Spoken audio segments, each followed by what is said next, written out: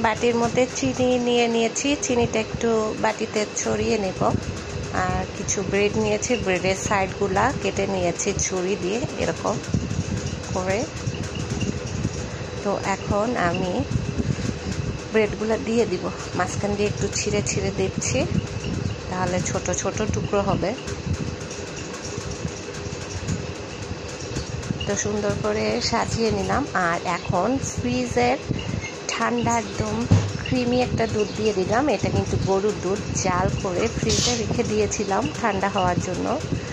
তো এখন এই দুধটা দিয়ে দিলাম, দিয়ে ভালো করে সব দিকে ভিজিয়ে দিচ্ছি। আর এখন একটু গুঁড়ো দুধ ছিটিয়ে দিব উপর দিয়ে। আর আপনারা চাইলে এখানে বাদাম কুচিও দিতে পারেন। তো যাই হোক, আমি এখন আর বাদাম কুচি অ্যাড করবো না, বাচ্চারা এইভাবেই খেয়ে নেবে, ওদের ভীষণ ফেভারিট। এভাবে ওদেরকে তৈরি করে দিলে এই ডেজার্টটা ওরা নিমেষেই অনায়াসে খেয়ে নেয়।